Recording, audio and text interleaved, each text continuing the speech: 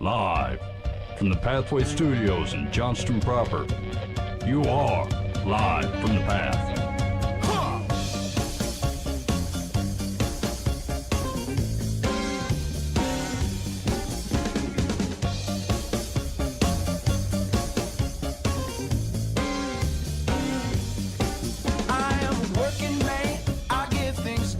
And you're listening to Live from the Path. We're coming from the Pathway Studios here in Johnston proper.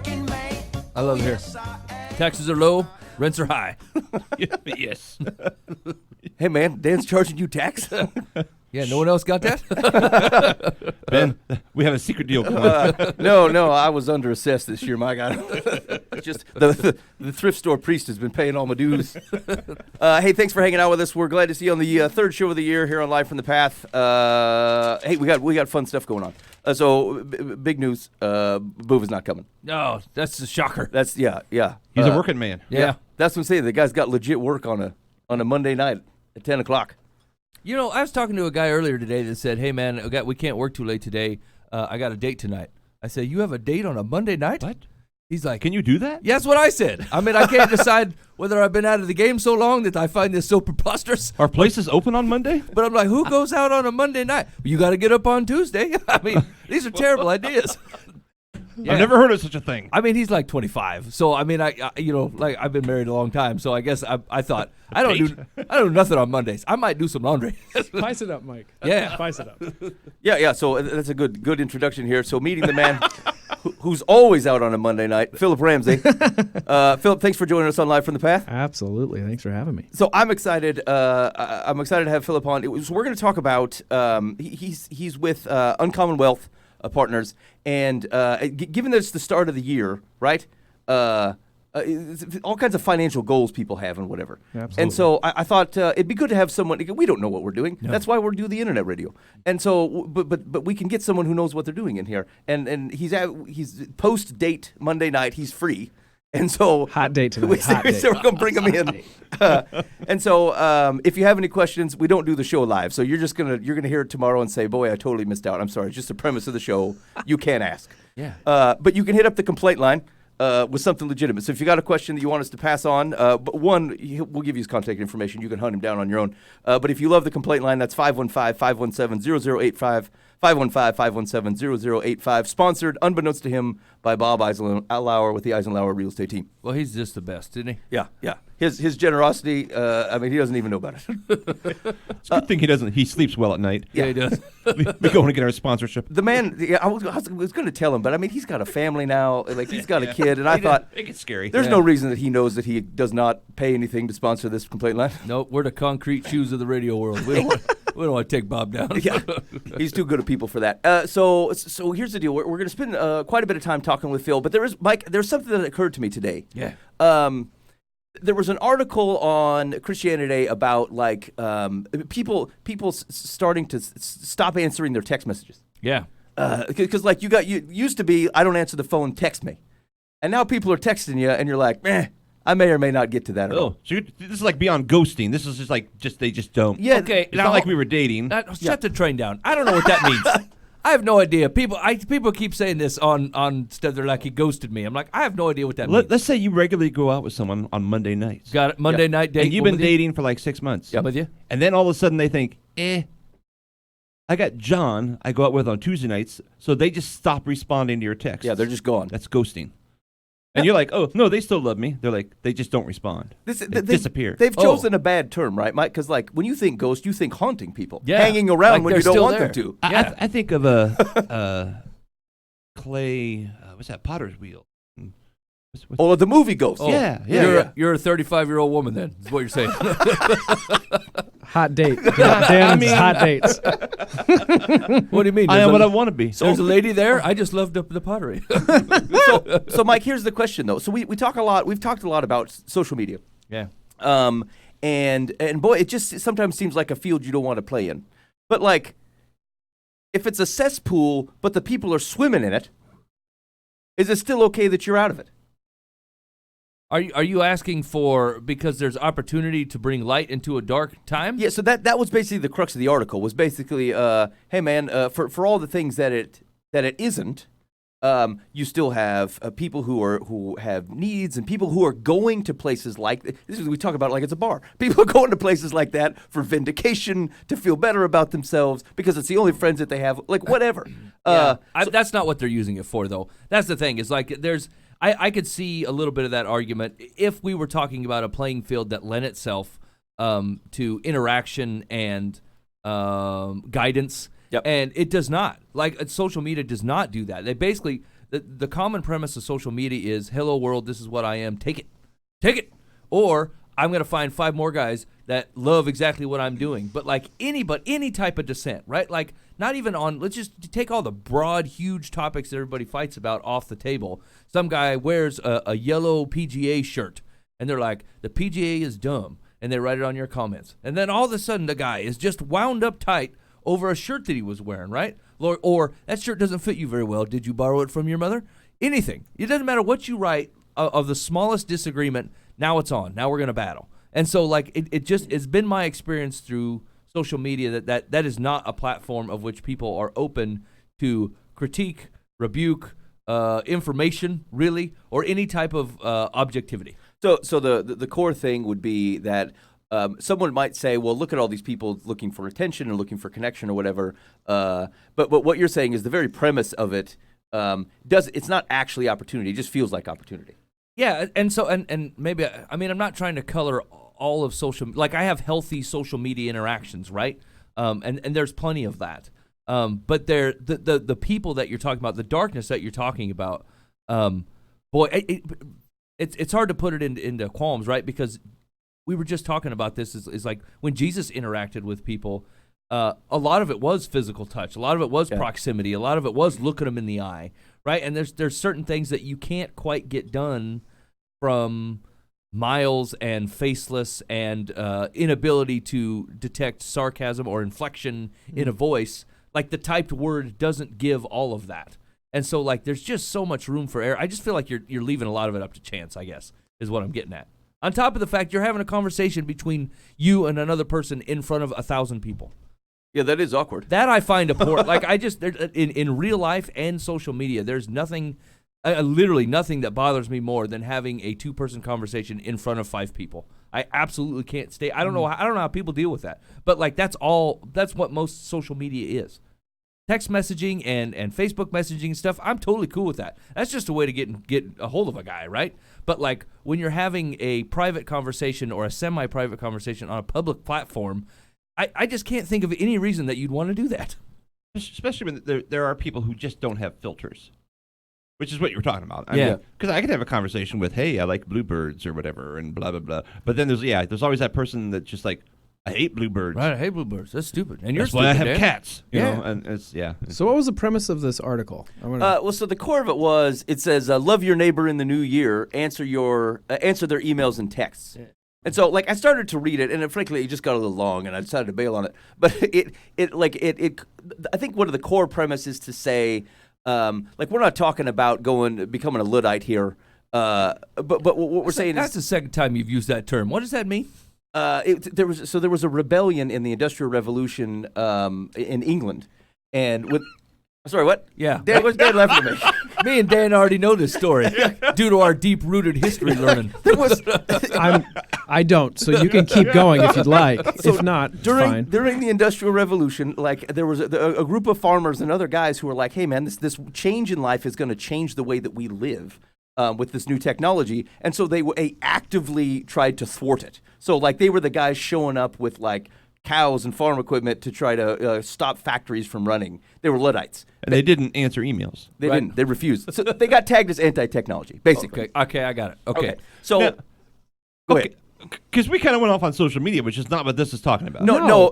But it sprung to me that like I was what I thought is that it's basically using technology in a healthy way. Like that's the broad premise, right? Yeah. And so there's individual interactions. Like, how do I respond to individuals who are trying to connect with me in some way or another? But it made me think that one of the cases that this is going to make is that in their digital lives, this is an actual place where people are going. It's the bar of the internet.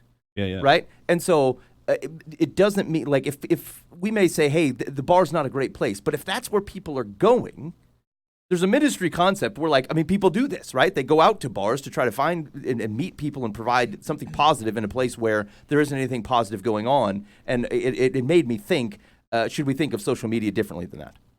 So do you think that that my perception of this is not necessarily that the platform itself is inherently ingrained to do this, but more of a cultural shift that says, look, on the whole, as a Western culture, we're just not open to a lot of kickback onto what we're doing and what we think at the moment, and it's just amplified on social media.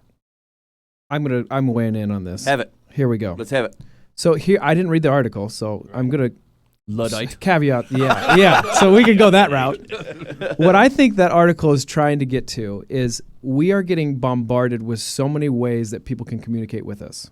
Right? So it used to be like you would respond right away with a text. Or like, let's go back. Like it used to be really quick to respond to emails, right? And now, I mean, how many emails do you have that you haven't deleted? Because I just don't get to them. Yeah. I think what that article is saying is text messages are starting to become that.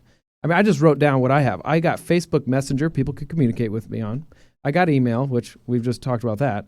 Marco Polo, anybody know what that is? Yeah, well, that's like a video text message deal. Oh, man. You got Slack, which might communicate there, Snapchat, and then you got LinkedIn, and then you got texts. So to me, that article is saying we're getting smoked by all these different avenues. It's almost like Bitcoin out there. You got all these crypto things. It just gets so lost in the shuffle that sometimes, like I'll just tell you my process, not like you care, but I won't even open the text message until I'm ready to respond. Because I know if I open that text message and I don't respond, that thing is good as gone, and I just ghosted somebody. Not out of, like, despite, like, I wasn't doing that on purpose, but it's because I'm getting bombarded by all these different social media things trying to communicate with me. I lose the fact that, I'm supposed to respond to Ben, he just texted me. Does that make sense? Yeah. I think that's really the premise of that article of like, hey, don't be a loser and not text people back because that's like the first line of communication. They have your cell phone. They know you. And so I think all those are valid points, by the way, on social media and not going out and having a two-person conversation in the media. Like, I think that's valid. Thanks, buddy. But I think that article is saying don't be a tool. Yeah. Respond to people. I've got someone I'm waiting on right now. We had a couple spots open up for our Zimbabwe trip, and actually met him in Kansas City, and then they live in Atlantic, and we had a meeting last Sunday. This is like over a 3-month period. Anyway, like over the past few weeks, I've Facebook messaged, I've emailed, I've texted. Like, I just need to know, are you interested or not? Exactly. All I need to know is, are you interested? Yes. I don't need any money. Nope. I mean, we have a meeting. Yep. Do I plan for you? They still haven't responded. Even if it's a no. If it's a no, no problem. Yeah. No is fine. I just need to know. Please respond. Do you think we reach a capacity as an individual? Like, how many people can we actually interact with? Right. I mean, like, in a healthy way, right? I don't have a number in mind. I know that some people are more apt to be able to handle this than maybe others are. But I mean, to have an actual relationship that is not top layer only. I mean, it's got to be 30 people. I can't do any more than that. Like, I just cannot have that type of actual relationship because there's just a ton of stuff going on, right? Like, I mean, you're trying to raise kids and love a wife and work an honest job. Take them on date nights on Monday. And go on and fail at date nights on Monday. Sometimes it is exhausting. I can have like 6 conversations going on with the different media types, and I'm just like, I just want to turn everything off. You know? Just stop it. Yeah, that's interesting, I suppose, when we think about engagements and being able to interact with people on how many people it actually is. And this is the danger of looking at, even broadly, connections or social media as opportunity. Like, opportunity that you can't actually realize is not valuable. Like, I was just having this conversation at work with somebody this week. We had, we're trying to bid something out, and and the thought was, hey, man, there might be $3 million worth of opportunity here. I'm like, if there's $3 million hanging off a mountain that we're unable to climb, it's worth the same amount as the $0 I have standing here on the ground. Yep. Like, and so the thought that had, oh man, we have a wide sphere. I can connect with people all over the place. And Dan's got valid connections across the world. I have guys in Pakistan I talk to, right? Like, legitimate things of which you can connect with people across the world. But like, the concept of there being a vast sea of opportunity is not the same thing as actual, tangible, realized value. Something that you can that actually creates value, and like it's the count of, hey, I got 5,000 friends. I mean, that's fantastic, dude. Like, do you know any of these people? And like, if they just want to get the newsletter and this is the cheapest way to do it, fine, Facebook it up. I don't care. But like, as long as we've quantified it correctly and realized or qualified it correctly and say the value that is actually here, you shouldn't look at this sea of opportunity on any of those platforms and go, this is all at my fingertips. That's not value. That's pamphleting, right? That's advertisement. That's not creating the same thing as valuable connections. And like, where we don't recognize the difference between that and valuable connections, we start to measure the world poorly, and then we say, well, this thing is failing without realizing that it wasn't really creating value in someone's life. And back to the text messages and emails and stuff, I think that goes to the broad point, right? Like, I intend to respond to everybody that contacts me, because that's value. This isn't just an opportunity of, oh, hey, maybe I have an opportunity to have a conversation. This is a valuable conversation. That's why they have some personal connection to me in some way or another, email likely aside. But like, am I spending other times on doing things that aren't actually creating any value? They just seem like opportunity and not actually engaging in things that I know are valuable, including turning the phone off and going on a date with your wife on a Monday night. You know, actually, if you put that in correct perspective, it's like a guy that built a garage and then looks at it and goes, you know, I could build a flying car in here. Now, wait a minute. You just had a garage, right? Like, you've done something, but you've seen this like outrageous opportunity that in all reality just flat out doesn't exist. You could use it for barbecuing stuff, or fixing your own car, or having your neighbors come over and drink beer in it with you, or whatever. There's plenty of options here. But you went with, oh man, this is gonna blow up. It's gonna be the craziest thing ever. And like, you and every up and coming rapper I've ever met have the exact same thought. Oh man, it's gonna be crazy in here. Here's the next date of when the craziness happens. Hey man, that's not what's gonna happen. You know what I'm saying? You've built this up in your own mind. That is not what's gonna happen. Well, and like, there's a number of folks that I've been talking to about house plans. We've been trying to figure out whether we can build a house or whatever. And like, when you look at a wide open landscape and you go, look at all this opportunity. We're gonna entertain. We're gonna have people over all the time. And like, the totally legit question is to look honestly yourself in the mirror and go, do I entertain now? Exactly. Am I entertaining to the limits of my own joint? Preach it. Because if I'm not, I don't need a bigger joint to entertain people. And so, like, it's and it's the same thing with friends, right? Like, I'm gonna hop on this thing and I'm gonna gain 50 friends. Like, you likely have a place of work, and maybe there's 6 people there, maybe there's 6,000. But I'm sure you can make a friend there. If you probably have a church community, you probably have a family of people you could interact with. And I like growing your world, but like, don't blame it on the environment. Something else might be going on. Let's bulge at the seams first, and then burst into the world. That's great, but don't have to. If you build it, they will come. It's false. Build a flying car in here, Ben. Don't dash my dreams. All right. So if you're listening out there, answer my text message. I think was the core deal. We have a valuable connection, you and I. I kind of like not reading it until you intend to. It's helped me. Yeah. It's helped me not ghosting people. Yeah. If we're going to use that verbiage. Yeah, Well, and I suppose that it also, too, actually gives the attention to somebody that's in front of you, right? Like, it happens a lot. It's I've become more guilty of it now that I got to my Apple Watch. Yeah. Right? Like, because it vibrates and you look at it and you're like, oh, what's this guy want? Right? And I'm legitimately talking to one of my kids. They're telling me about their school day, and I'm looking at my watch like I got better stuff to do. And their story was dumb. And like, that wasn't my intention, but that's exactly what it looked like, and I'm almost certain that's exactly what it felt like. Yeah. I've handed out more apologies to my kids because of that phone, right, than I should ever have to. I'm not so far to say, look, like, it goes in a drawer and you forget about it as soon as you get home. Like, our world is different than that. It's been getting there, and like, it's, you used to be able to just say, look, when the phone rang, if someone was home, they answered. If they weren't, they weren't. No big deal. We just don't quite work like that anymore. But I mean, to call back to a little bit of a simpler time, I mean, when people had my attention, they had it. And they had it until I decided to let it go, not until it was interrupted and taken from me, which I allow. Well, it's even different, right? Like, let's say you're sitting there talking to your kid in your living room and some guy comes and yells at the door. That guy interrupted both of you, right? They entered into your shared space, and you both can react to that. The vibration, the haptic feedback on your wrist that you got, that your kid didn't feel but you did, like, you're not even sharing the interruption as a moment. You're the only guy that got it. Right? And it could be nothing. You're like, look, hun, I understand that your play's coming up, but there could be a good deal coming up on this text message. Somebody liked my post. Right. Or it could be a complete waste of everybody's time. I don't know, but I got to find out. And the perception when you look at your clock, it's like, are we done yet? Yeah. Are we done yet? No. And that's what my wife's amazing. And I had an Apple Watch, and I would keep looking at my phone or my watch. And she was like, you got to get rid of that, because the perception looks like you are disengaged and you've got better things to do. And I was like, oh, that's such good feedback. Yeah.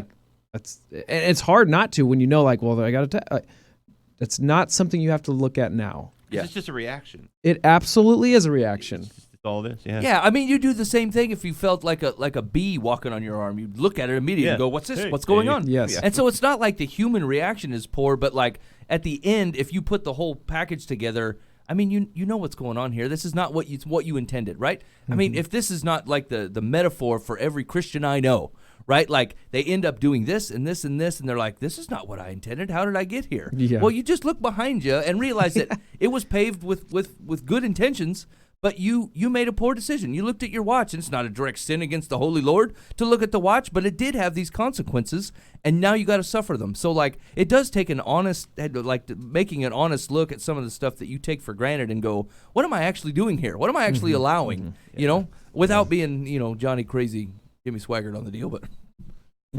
Okay, good. I think we rolled that up. And another thing. Hey, you're listening to Live from the Path. Again, thanks for hanging out with us. Hey, if you're listening, well, shoot. Is it all right to listen to the podcast, Mike? Yeah, I do it. Yeah, okay.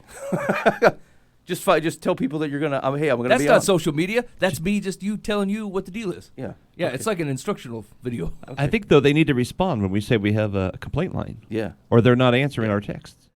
Wait, we didn't text them. Yeah. I mean, I don't do a blast marketing campaign. That's true. Never We do mind. very poor, actually, yes. Yeah. It Okay. sounded good. I'd like to get some money together and get a new Dan. Yeah. If only. It's like, I've been on that same program for years. All right. Thanks for hanging out with us. You're listening to Live from the Path. All right, big awesome news. Phillip Ramsey is in the studio. And so here's what I want to talk about. So first, just a quick introduction to you and maybe how you got into being a financial advisor with Uncommon Wealth Partners. Yeah, that's great question. So thanks for having me. I'm super happy to be here. And so yeah, how I got into Uncommon Wealth Partners, man, it was a journey. But what I found was in my grandiose career path, I realized that financial advisors weren't really out there to help me.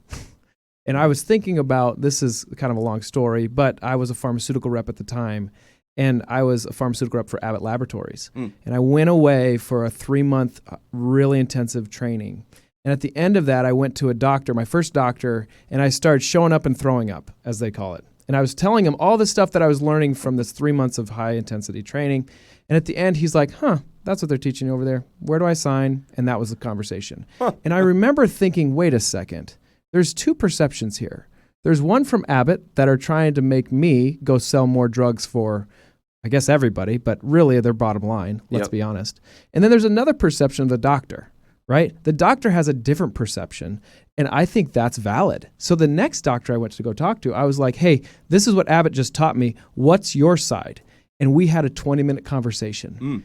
And so flash forward 3 years down the road, Abbott Laboratories had huge layoffs. And I thought to myself, what other industry out there is kind of like Abbott Laboratories? A big company's telling sales reps to go talk to people, and really all it is helping the big company make more money. And I thought, financial services. I've never talked to somebody that actually wants to help me. Right. They want to either kill me off, sell me more life insurance, or talk to my 5 family and friends and bring my LinkedIn profile. We're not doing that. Right. So I thought, I'm going to figure this out. I'm going to figure out how to be different in this space and really try to help people by listening to what their goals are and really try to work through. Because this financial whole deal, like you talked about at the beginning, is daunting for a lot of people.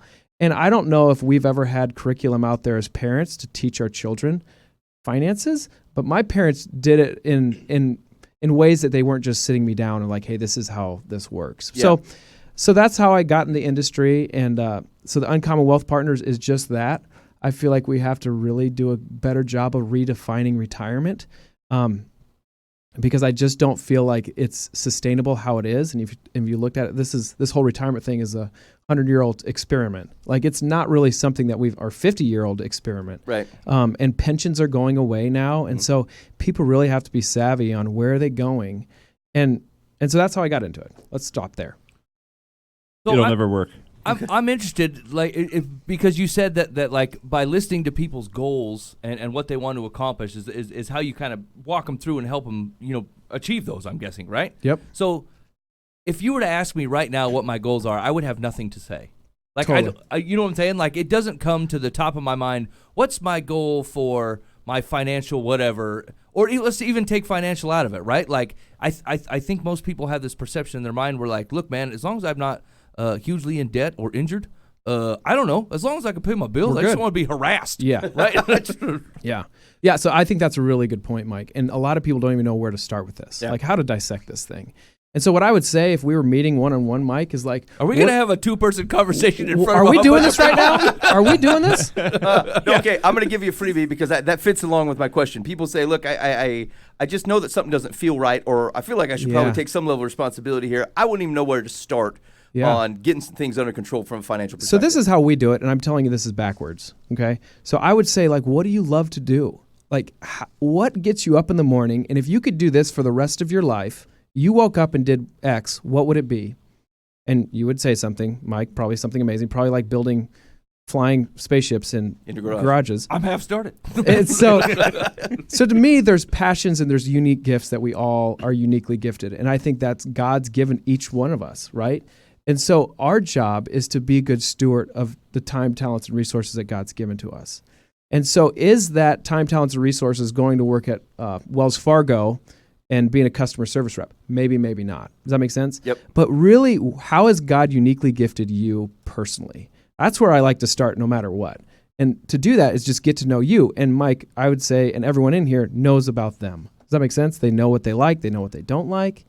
And So keep going. So I'm sorry, I didn't mean to interrupt, but No, it's good. I'm trying to think. So if you actually were to ask me that question, I would fall back to what I've always known or maybe always been taught is I just don't have the luxury to think like that, Philip.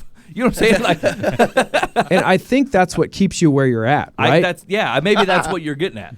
You're So- the common dummy. Yeah. Yep. And so if somebody's like, listen, I absolutely love singing, I just can't get enough of it. My question would be like, well, what are you doing now? Right? Well, it's not singing. Okay. Well, then we've got a gap here. We love to sing. You're not getting paid to sing now, and you work at Wells Fargo. Is there even an avenue that you can even see that you can sing? Well, maybe, maybe not. Like maybe you need to coach other people singing. I don't know what it is. Does that make sense? Everyone's different. And so that's how this whole uncommon wealth, I guess, would start, is really trying to figure out who they are. Because it's really not about rate of return. When you start talking about rate of return, it disconnects people from their money. And then they're throwing it at some retirement account where I hope that goes up, and I hope I have enough money by the time I need it to then do something I want to do. Which, like your point earlier, have you been really doing a good job serving other people and building a house and hosting well? Does that make sense? Yeah. And a lot of people want to go through this whole financial path and say, as soon as I have this amount of nest egg, that's when I want to live my life according to my will. Does that make sense? Or according to the way God's gifted me. I think my point to hold all this is we're kind of made to work. We really are. And if we're doing what God's uniquely gifted to us, it's attractive to other people. And we can start talking to more people, and we're all differently wired. And so we can reach more people. So I just don't think retirement should be go sit on a beach and go sip pina coladas or just go on the golf course. I think you can go on the golf course and be a witness too. So can you coach other people golfing? Can you caddy other people? Can you serve other people by this whole golf thing that you love? And the people that just want a high rate of return, we're not a good fit for.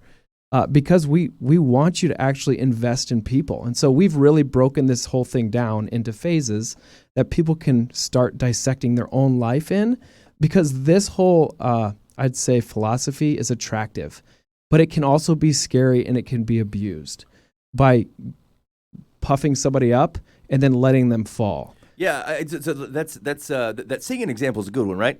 Everyone's seen the American Idol where the guy gets up there and he's terrible, and this isn't actually his path, right? Yes. But he says, "I really love it," And Yep. so, like, there is a level of honesty that says, look, here's what I love. Absolutely. And then there's a level of honesty that says, look, no one's going to pay you for that. Yep. It doesn't mean you can't love it. Totally. And maybe what we're creating is time for you to love it on your own in the basement.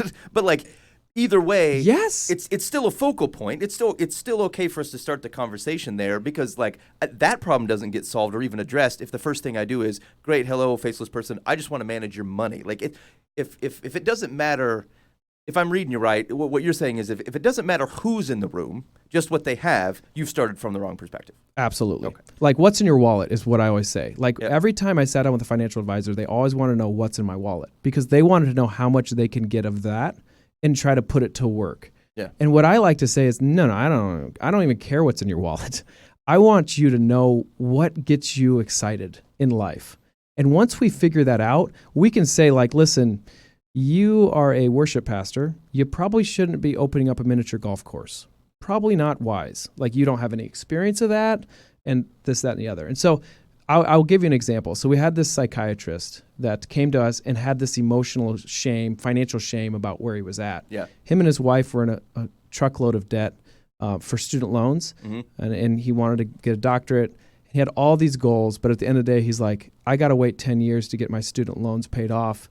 And then at that point, then we can start maybe thinking about a side business of the psychiatrists and try to open up the business. He's like, the only thing we've done wise and correctly is we have this Roth IRA for $11,000 that we have. And I'm just clinging to that. Like, that's the one thing we did right.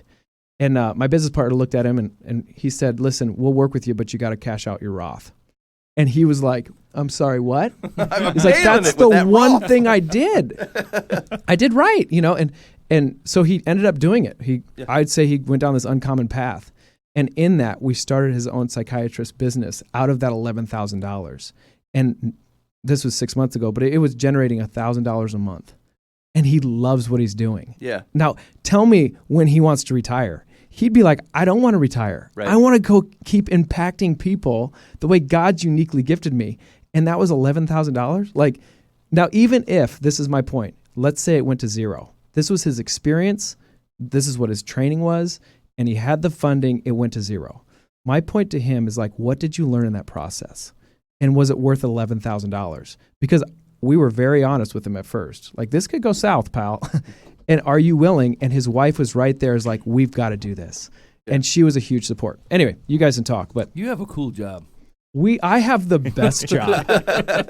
I'm like, hey, your thing's broken. Gonna be big money. You're going to really be sorry. Yeah. What's in your wallet? The honest truth, though, is like, I could have taken that Roth and invested it, and it could have lost all of it. And what'd you learn? Not to put your money with Phillip. Right. You know, like, not wise. Not wise. It is interesting to think about what you're saying is I mean, everyone's pretty much brought up the same way.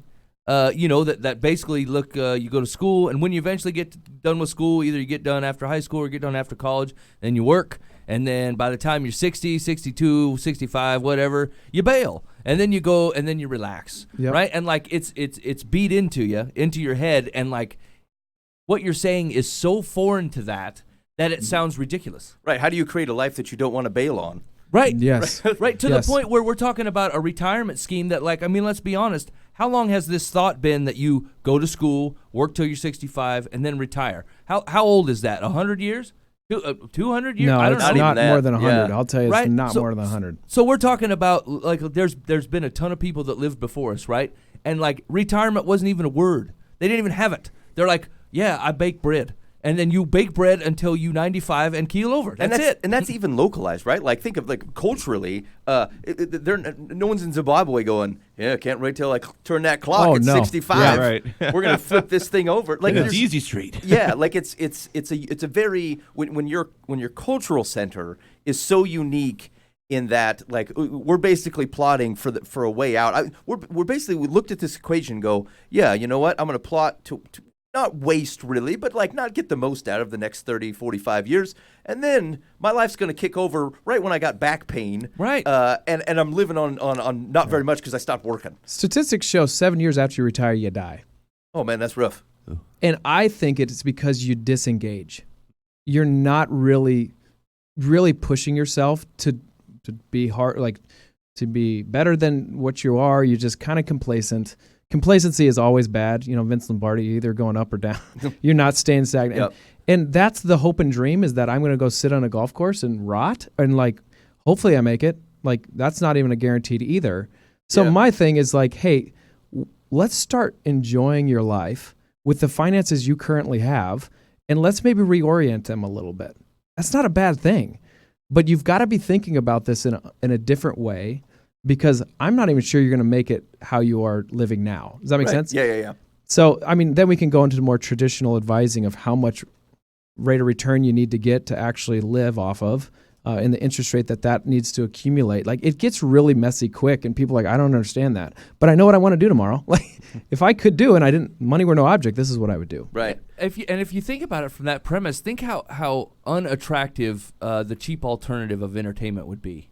Right? Like, I mean, you spend, most folks will go home and spend the last 2 hours of the day just chilling out watching TV. You know why? Because they can't afford to do the other crap that they want to do, right? They're like, but I can't afford TV, so I'll watch other people do cool things, right? Like, think so if you spend your life doing this, right? Like, you build a culture within yourself and within your family, and as you progress and as you get older and as retirement comes, I've watched 5 guys in the last 2 years retire from where I work at and die within a year, because they just didn't have anything to do. Their whole life was this X thing that they went to every day, and unfortunately, it wasn't something that was ever rooted in their benefit, right? Like, they got paid to be there, and then you start to love it, and then you start to have it, and then all of a sudden you don't know who you are without it, right? So like the job that I have, or the job that most people have, they're like, when they say, hi, what do you do? The first thing they ask is, what are you chained to? What job do you have to go to? Otherwise, you'll default on everything you own. Oh yeah, 7-Eleven, that's me,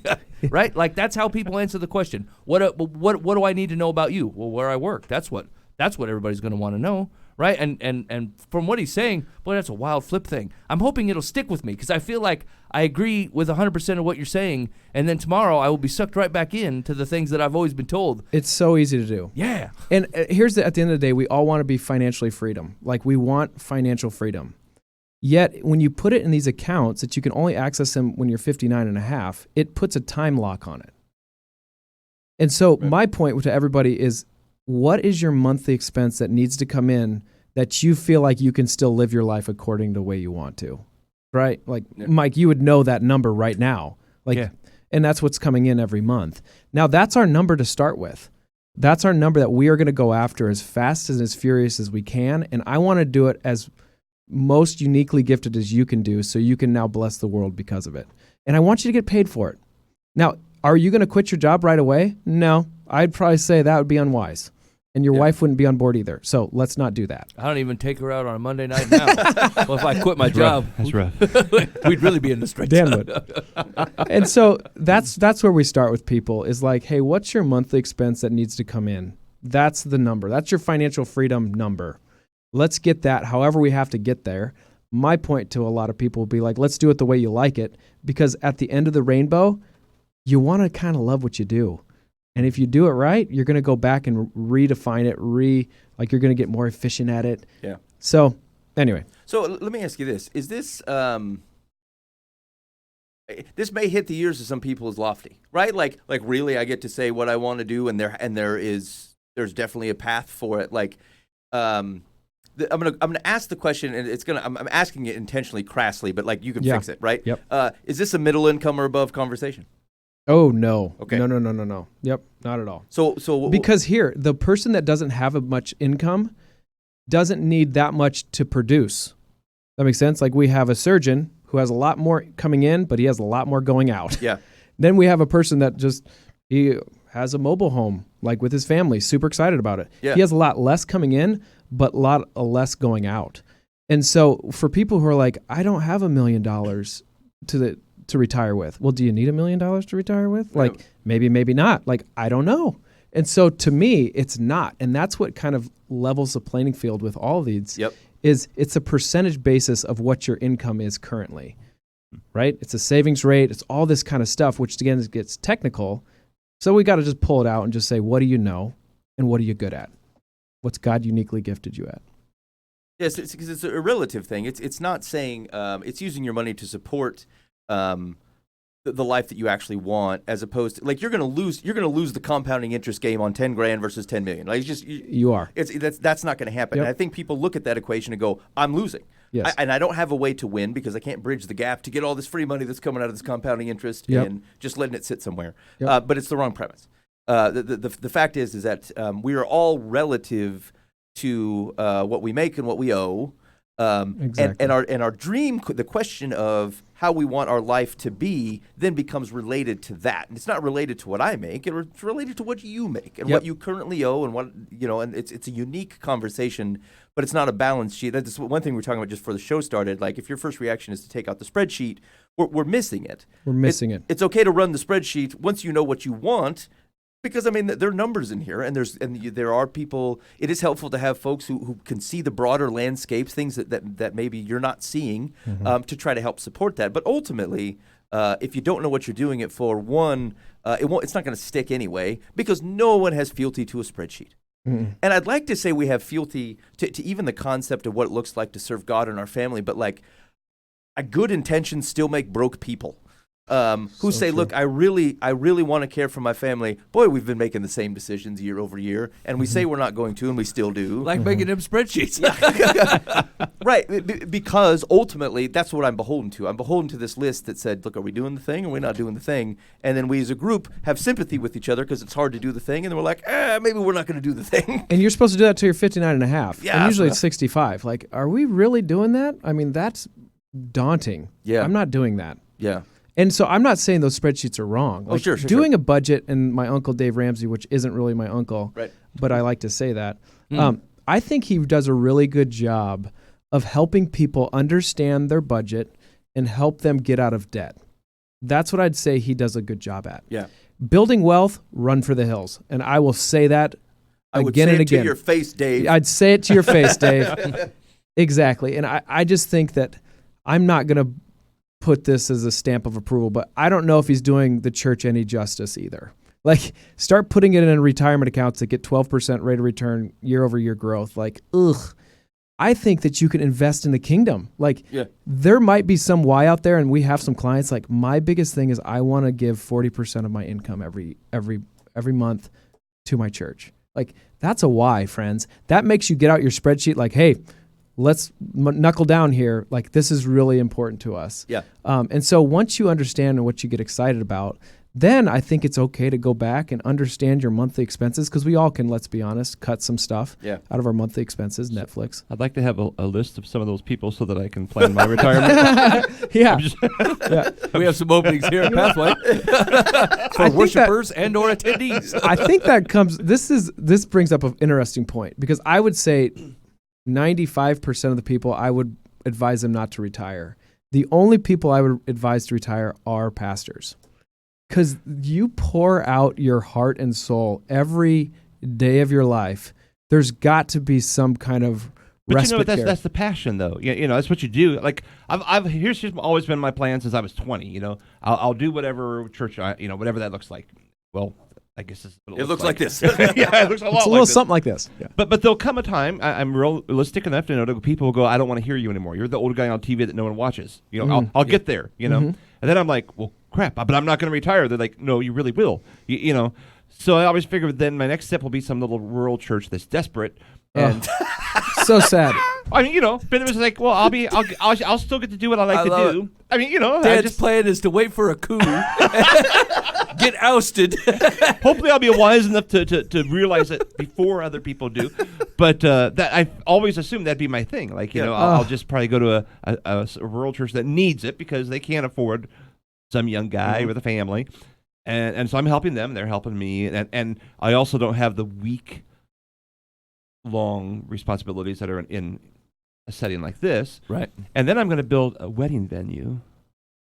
Let's go. Now we're talking. Yahtzee. My mom tells me not to do it this way. Say it this. My wife. Did I say my mom? Yeah. Whoa. It's been a while, Dad. Holy cow. The dementia is setting in. I'm also going to start a puppy mill. But Not a mill. It'll be a happy Yes. one. Because I can play with puppies. Yes. And they make big bucks. Yes. And so do wedding venues. Yeah, they do. So I've got a plan. That's great, Dan. Yeah. So you have exactly what Philip's asking for. You just don't have a way or means to I have get no after idea it. how to make that happen.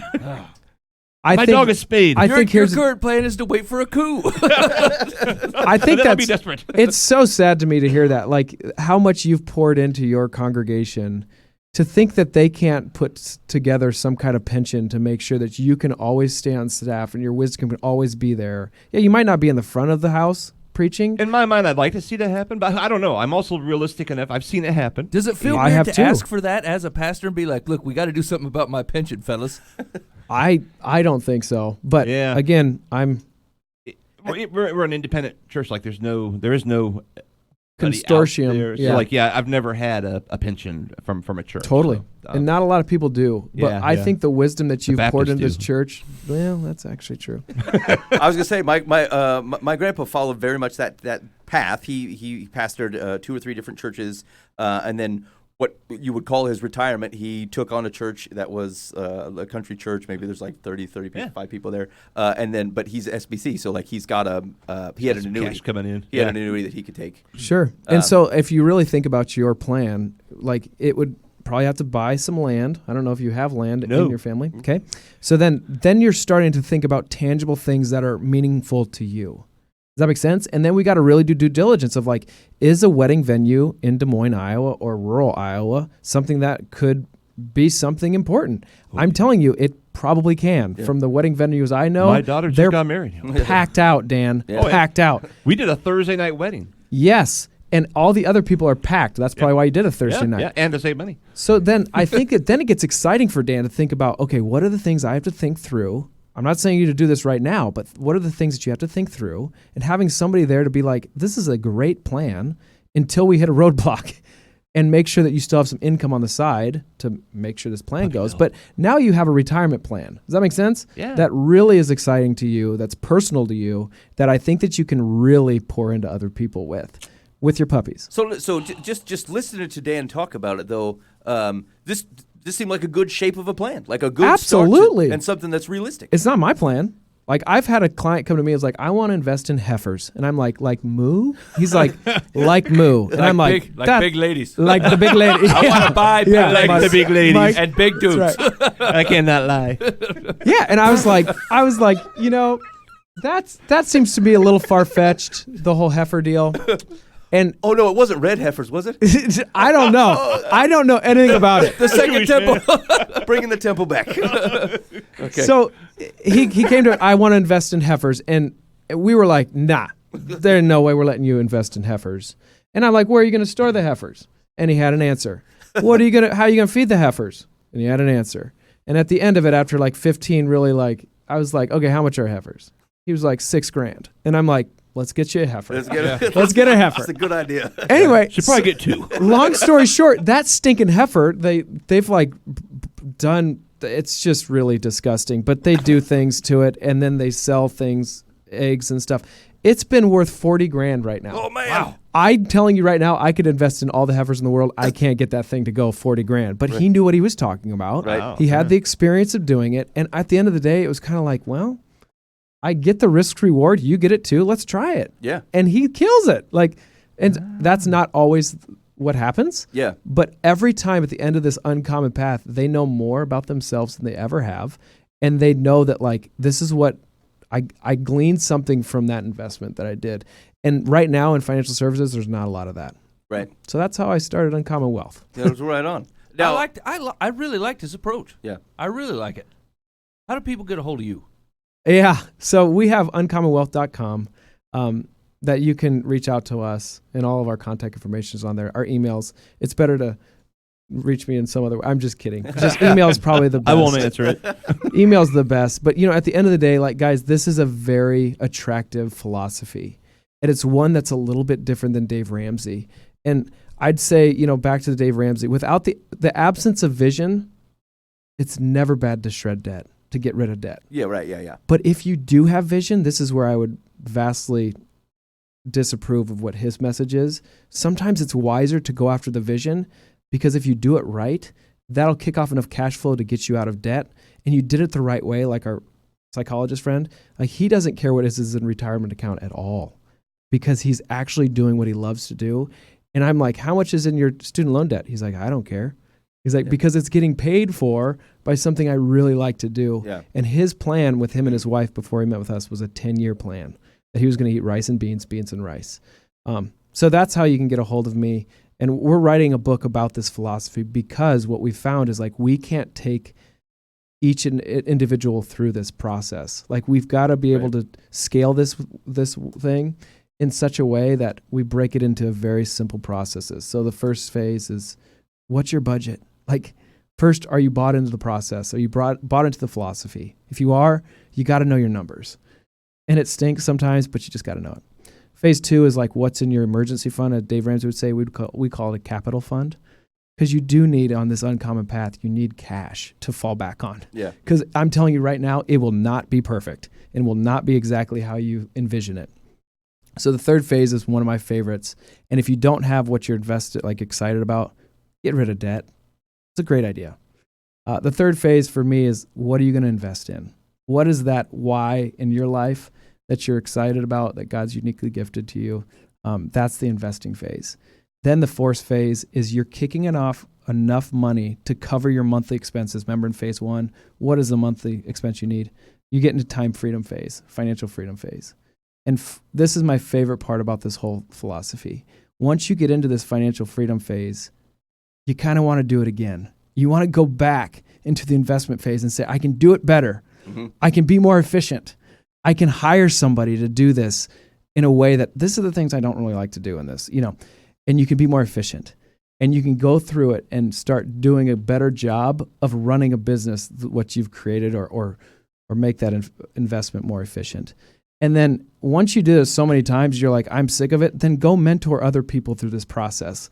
Because we need people to help people down this uncommon path, because there's so many advisors out there that aren't doing that. So that's it. I think that book would be awesome. Yeah, I agree. We're almost there. So by the end of this, like middle of this year, we'd have that book done. That's great. All right, so here's the things that you're going to do. You're going to keep an eye out for this book. You're going to contact Phillip. It just seems like now it's going back to the level of income again. I just think it's a hang up for folks to say, look, we don't. This guy sounds like a nice guy, and I feel like he's trying to get the right things done. I feel like I'm going to waste his time if I show up and try to have this conversation. Like, I know what my house looks like. I know my general point of behavior. I'm not sure what I want to do. I don't want to waste the man's time. Is there things that you feel like they would need to know or think before they contact you, or like you say, look, let's just talk to him? Yeah, so we have a podcast. So I think that would be a good place for those people to listen to. It's called the Uncommon Life Project, and in it we highlight people who are doing uncommon things that are going down this path. And then I would say the people who don't know what they want, we are not good advisors for. Yeah. Because I can't tell you what you want. I'll never come up to somebody like, you need a Roth IRA. Like, no, you don't. Like, that's actually the last thing you need. And this the bank system is really good at getting you in just enough of debt that you can't think of anything other than just going to that job and just staying where you're at.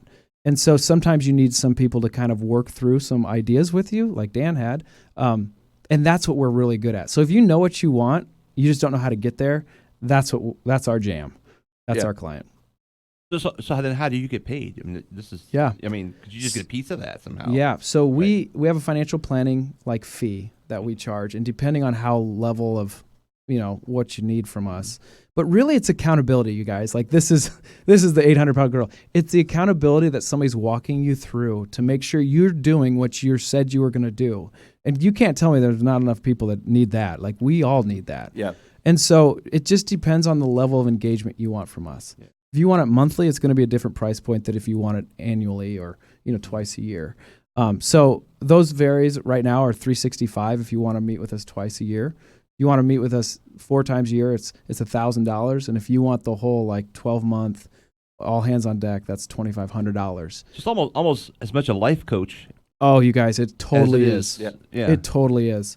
And I hate saying that because my wife would be cringing. But it really is like... I'm married to a life coach. Yeah, yeah.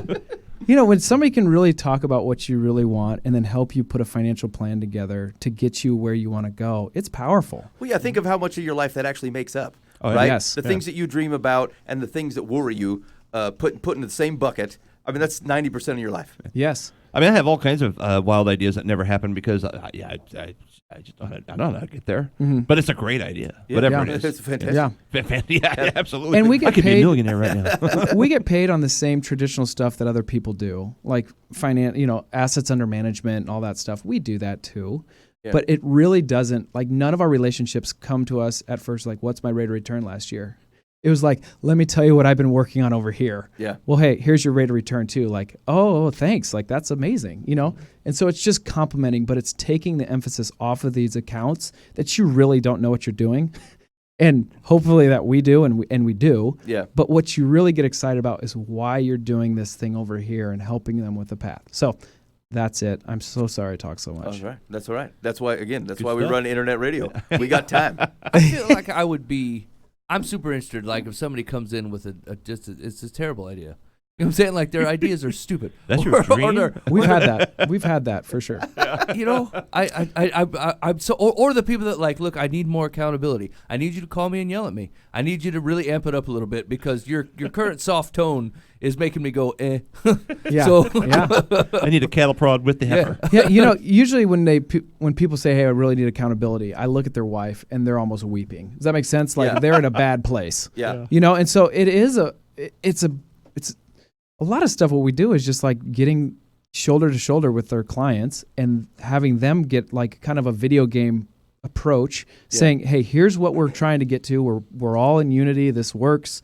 Both the wife and the husband are like finally looking at something proactively together in unity and getting them to get to that point. Does that make sense? And I'd say we do more marriage counseling than anything. It's You're just right. walking people through like, hey, let's talk about it. Does Right. that make sense? Money being what it is. Like, yes. yeah.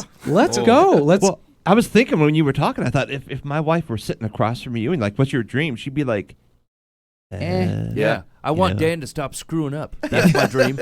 calm Dan down a little bit. Yeah. I want him to preach till he's 99. yeah. Yeah. He keeps talking about buying a puppy mobile. Yeah. We don't need a puppy mobile.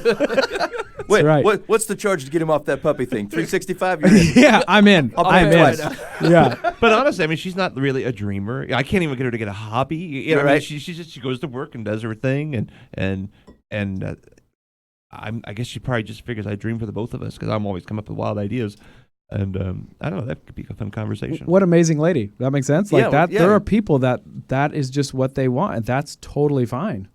But I have a feeling if you were like, hey, money, no object, and we're retired, what do you want to do? She'd have something. She said I want 2 days a week with the grandkids. Yeah. Yes. And I bet you your grandkids are Well, probably. we don't have any yet, but Oh, okay. when it happens, Yeah. it's a. There we'll it have is. puppies, and it'll be great. I'll have the puppies.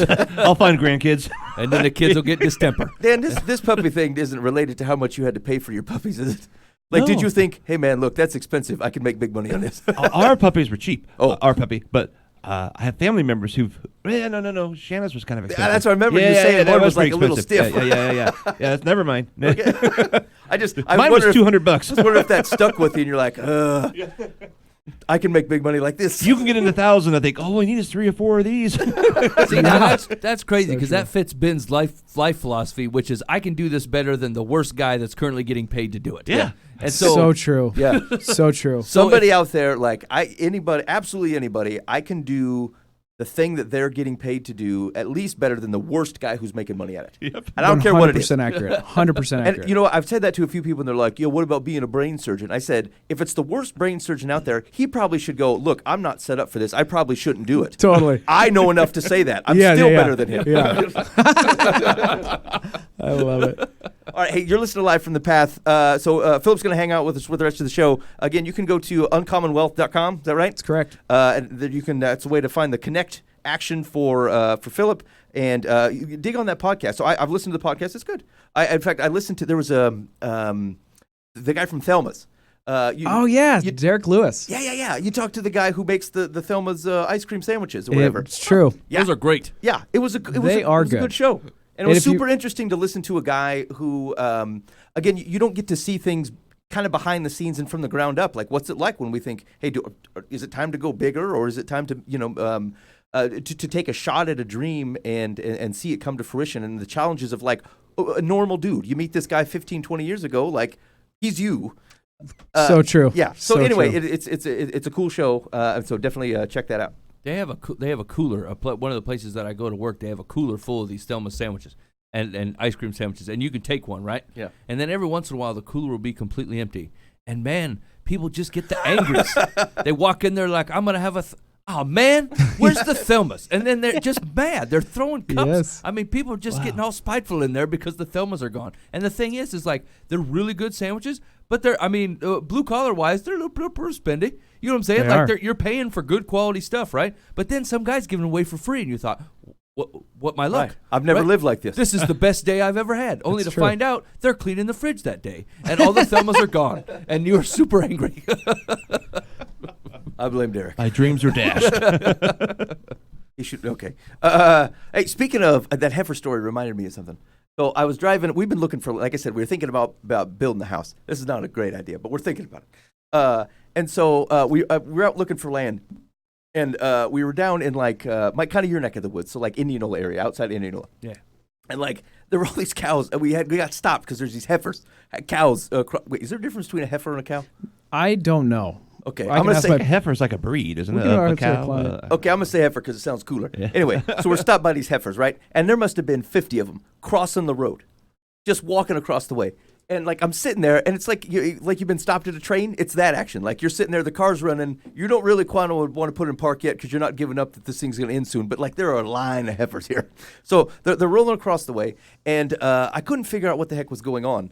And finally, this farmer comes from behind. He's on like a tractor or whatever, and he's pulling across the road, and he stops like right in front of the road in front of us, so we can't go any further. And the cows kind of keep on moving, and he's just kind of sitting there. And so I don't really do this, right? I don't have these types of conversations, but I park the car and I say, "Hey man, what's going on out here?" And he's like, "The Pope is in town."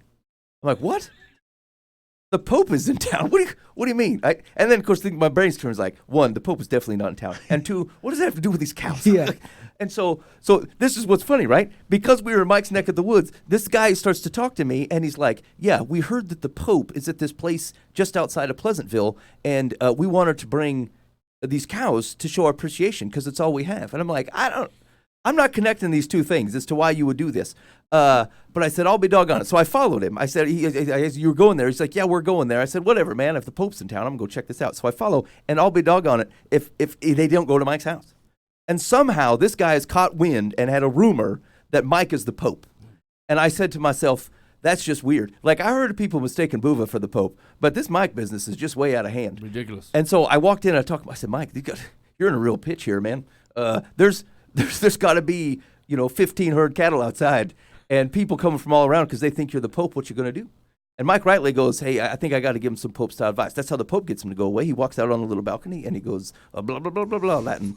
And then Then they burn a handkerchief, and then everybody's happy. yeah, and then he slaps them all on the hand, and then they leave.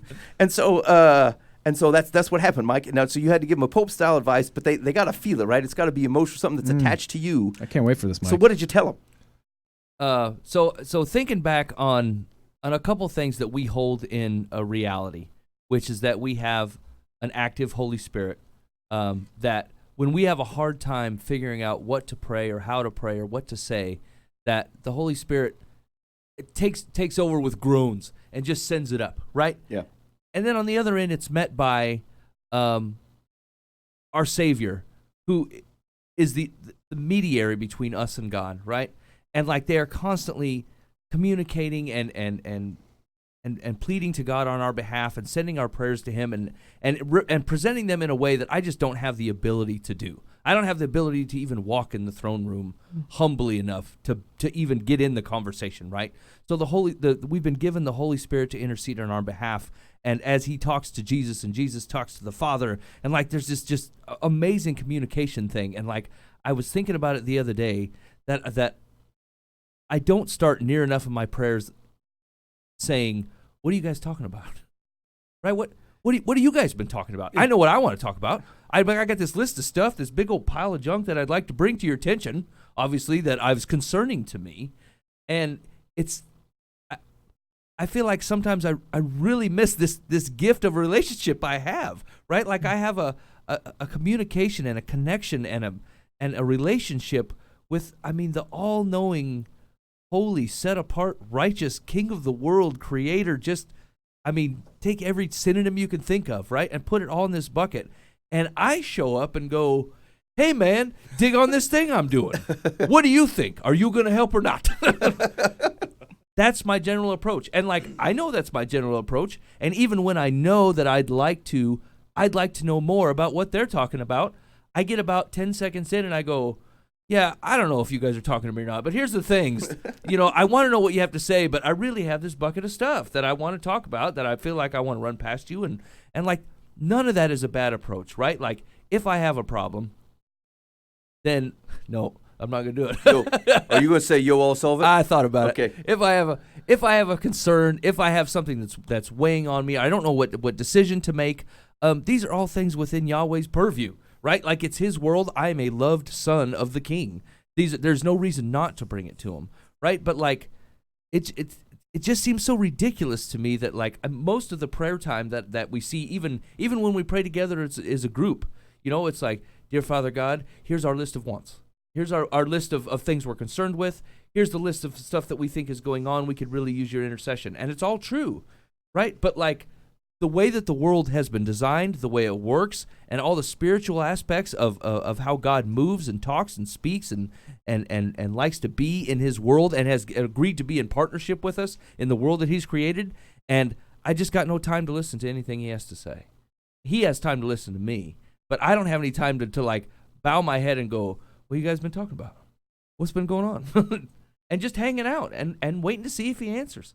And just and I don't know. And I think that's maybe my Pope-style advice is, like, as much as we've been taught that prayer is our language that we use to talk to God, sometimes I think that it really is an open communication thing. There will be times when I will be talking to my wife, I will just sit and stare at her. Because we are talking to each other. We are looking each other in the eye. We are in the same room. And that is how our relationship operates. And sometimes there'll be long pauses before one of us speak or whatever. And like, I just feel like we don't give God the chance to speak or to even deliver the peace that we're asking for. God, I'd like peace over this thing. I want peace over this thing. I'm having a hard time coming up with this situation. I got to go to work. I love you. Goodbye. Right. He's a short order cook and you didn't wait for the meal. That's right. I put the order in and I didn't wait to see if it came out right. I just said, I've given it to God. He'll handle it. It's not an altogether horrible thought, right? Like, I mean, if there's someone that's going to handle it, it would be Him. That would make perfect sense to me. But once again, God craves way more than that from us, right? Like, He craves the relationship. That's what He wants anyway, right? He could have spun a world into motion, put Adam and Eve in it, and never came and strolled the garden with them, right? Never to just walk the cool of the day and say, how's it going down here? But He did. And he chooses to get almost all of His work done, not through His mighty right arm that could certainly do it, but through His people. He uses His people to do those things, which means almost everything He does is relational. And so I don't want to use the cliche word convicted, but it has been rolling in my mind for probably the last 2 days now that, like, I'm not even giving Him a chance to speak. I'm not even trying. And like a lot of it has to do with our ability to quiet our minds and just be. And so, like, that's a two-pronged attack. It's not, if you can't do this right now, I don't think it's because you're not a follower of Christ, right? I think you're not even programmed to sit for 5 minutes in the peace. You just can't even do it. You're probably going to have to work yourself up to it. But realize it's a good investment. It's to be able to sit and just be with God and let that peace come over that you're asking for, or let that decision, give God a chance to speak His way into it. And stop looking at billboards or the clock on your radio or a thing a guy said and go, "Ooh, I think that's the Lord speaking to me," right? Like, I mean, not to say that He wouldn't do that, but like, would you even know? Would you know what His voice sounded like? You just barked an order at Him and then shut the door and walked out. So the Pope-style advice is as much as prayer is our way of communicating with God, it is just as much His way of communicating with us. And if I feel like you're as guilty of this as I am of not doing this. Well, that's harsh to me. It cuts me deep, Mike. Yeah. I find so I find this interesting, especially this sounds bad coming from you. Yeah, right. I'm not generally. I'm really not a charismatic dude in that aspect. Well, yeah, and you're super. You tend to be wary of things that don't feel tangible. Right. Right. So like sitting and waiting, and listening, and being open to hearing from God, recognizing that it's not likely to be booming voice. Like that seems like a space that traditionally you might not feel. You're like, what am I supposed to do with that? Oh no, I definitely struggle there. There's Okay. no doubt. Yeah, it's like I said, coming from me, like I get the struggle. I tried to do it on the drive-in. I was just trying to tell, like I was trying to focus on walking into the throne room of God and then talking to Jesus and watching him talk to Yahweh. And I thought, yeah, I can do this. And like, boy, I mean, I bet I got 30 seconds in and I'm gone. I couldn't do it. I've tried to get up in the morning and do this in the quiet of the day, and I can get a minute or two in, and then I'm just gone. And then I end up so disappointed with myself that I can't pull it off. Then I just avoid it, and then I don't do it at all. Yeah. And so, like, that can't be. I can't abide that, right? Like, that's foolish. There's no way I'm going to give up that easily. There's a guy that didn't give up on me for nothing, right? And I'm like, 30 seconds in, I can't do this. I'm out of here, right? Yeah. I'm going to go back to the comfort of my Bible, which I can't screw up. I sit down to read it. I do read it, and then I leave. I can't screw that up. But the peace and the quiet and the relationship part, boy, I mean, I really struggle. I think there's an intermingling there. Like when we hear in Scripture that God is, or that Jesus goes to a desolate place and prays, right? I think the wrong thought is that he hits up to the top of the mountain, climbs up there sweaty and whatever, and then talks for 5 hours. Right. Like it's just not likely. In fact, Right. the average the Jew in that time, like if they're praying, a lot of times they're repeating Scripture, right? Like they're reaching for words that God has heard from His people before and saying, "This I identify with this," and saying it back. And it could be just. It could be whispering. It could be just letting them roll through your head sometimes God will just, like, some will jump out and you're like, what? Okay, all right, I can focus on that. And you can just sit and focus on it. And this is where people get weirded out, like, because this starts to feel like empty your mind meditation, but it's not. It's filling your mind. It's filling your mind with things, with either talking to God, with God's words, or there is an emptying time that says, look, I will not let anything else in. I'm going to sit here in the quiet and in the patience, and it becomes a badminton deal. Like stuff's flying in, you're like, hey, this is due today. I don't care.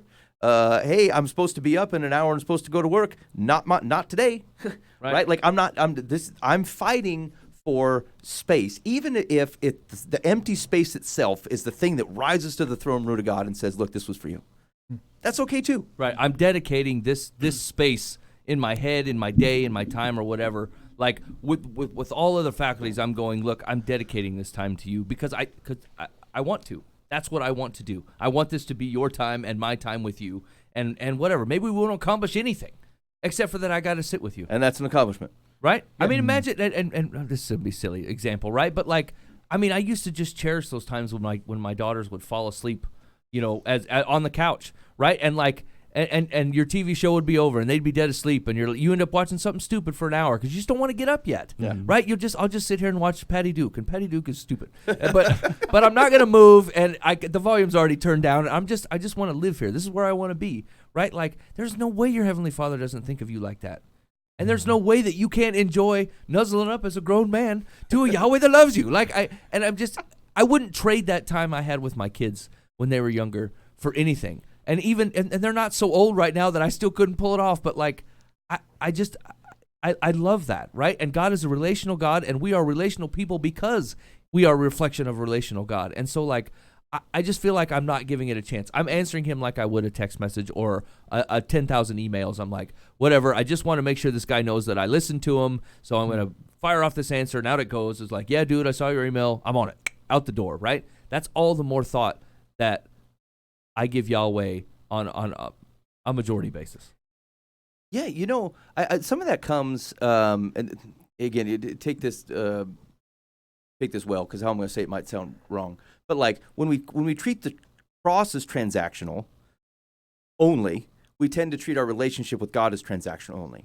When we recognize the cross is a culmination and expression of a relationship that was walked out and lived out and created and born through, and there's a much deeper thought there. It brings you to the place to say our relationship with God is not a transaction of thank yous, bless me, save me, I'll see you there. Right? It's not that. And I think it's right that it starts to create that burden that says, look, I don't know what it's like to live in a close relationship with a creator God that is sovereign and bigger than I ever will be, but seems to have this deal where he loves me like a father.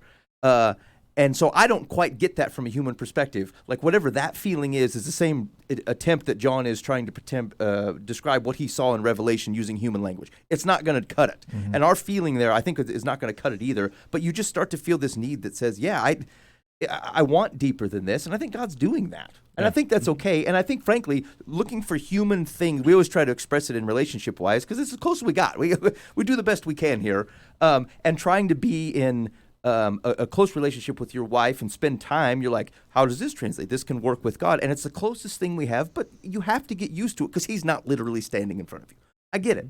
But I think you're right. I think that's the right burden, the creation for that type of relationship. I was actually thinking about this today. We have a 24/7 prayer room coming up, and oftentimes I'll spend a week or two. I'm going to do 3 weeks on prayer. And I thought, well, I don't want to just do the mechanics. Yep. And so I was thinking, okay, it's the deeper relationship thing. And I went to Daniel. I thought, Daniel, he's a guy who he saw things other people didn't see. He experienced things other people didn't see. And was it just because he was this magical guy? No, it's because he had this incredible relationship with God. Mm-hmm. And so I was reading through the first several chapters and just trying to what can I pull out of there to communicate what you're saying right now? Yeah. He prayed, and then days went by, and then an angel would show up and say, hey, I got the answer to your prayer. I don't think he was sat there 24/7, praying. Right. It was a thing of there was this attitude of prayer, that this prayer thing was going on. It was constantly in his mind, and at some point, this angel breaks through and says, oh, here's the answer. I thought, well, how much does that happen in us? But we put in the mechanics, ABC, I'm out, because now I got to go do this. And a couple of weeks later, we're like, oh, yeah, I got to do that ABC again. Did you do that thing? And by the way, I haven't got the answer. What's going on, God? It's like, well, that's the last time you thought about was 2 weeks ago, as opposed to being in that mood or whatever. And it's a growth process. I think it's a spiritual jump to go from the mechanics and saying a few magic words to hey, let's hang out. Let's hang out, God. And I got questions. And at one point, Daniel's just this big prayer of repentance for the people, and he's just pouring out, God, we're messing up, and how can I help this? What can I do? And anyway, I'm still filtering through that to see how that looks like in a 3-week series. So it's a super interesting question. Like what Phillip asks is what do you want to do, right? And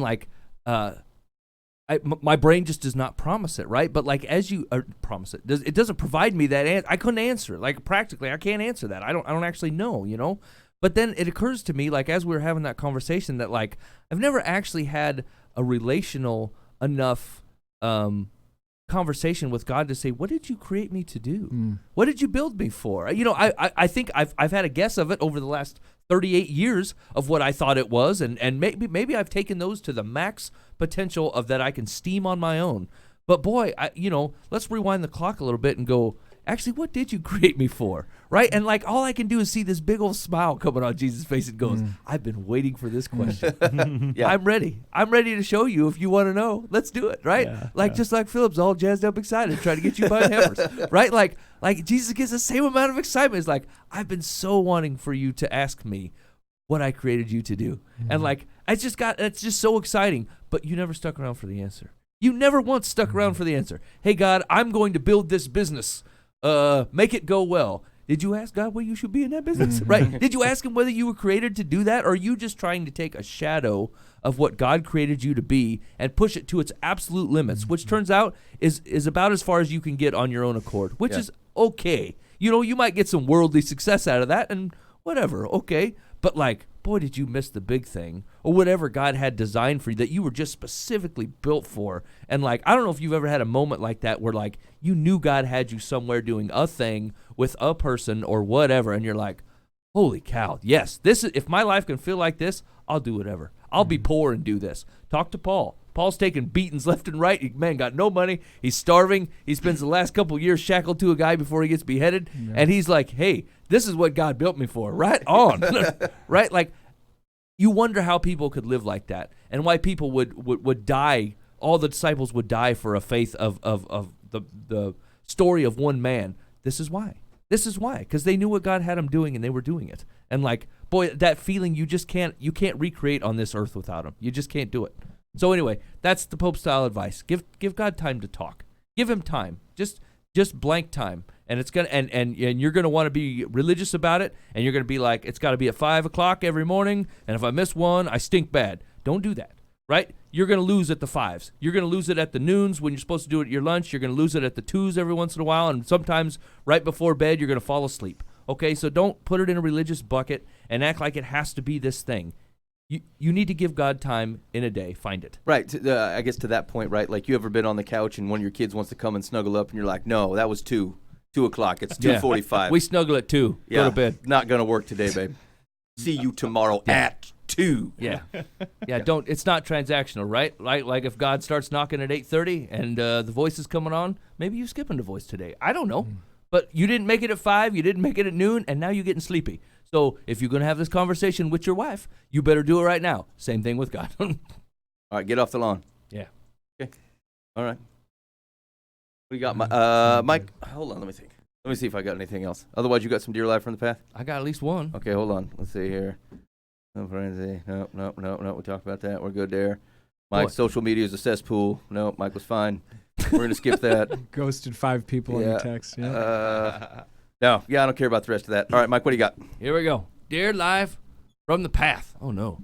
I don't like when they start out like this. Oh, no, yeah, it seems sad. I married someone who turned out to be very abusive and controlling of me and the kids. I felt powerless to leave with them because of the emotional control, and I had no way to make a living to support them. They're all adults now, and 3 of them have been in unhealthy relationships.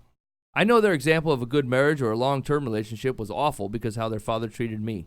I live with the guilt and pain of that, but beyond that, seeing 3 of my 4 kids in similar abusive relationships is painful.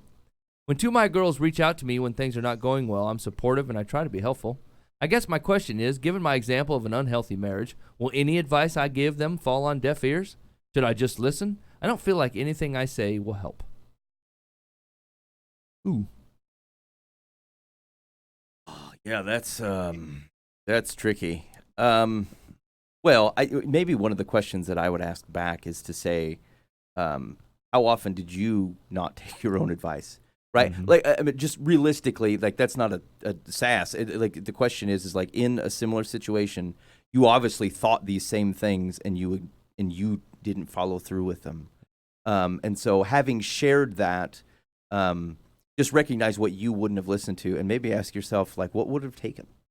What would have it taken for something to actually land or to change? Is it possible that someone in that position, your own mother, could have said something and it would have mattered? Or like, maybe think about it that route. Not because I have an answer for you, but like, you have more experience of this than they do. You went through it longer. You knew how it was, and that guilt comes from not having listened. And so maybe you're the best person to say what it would take to have heard.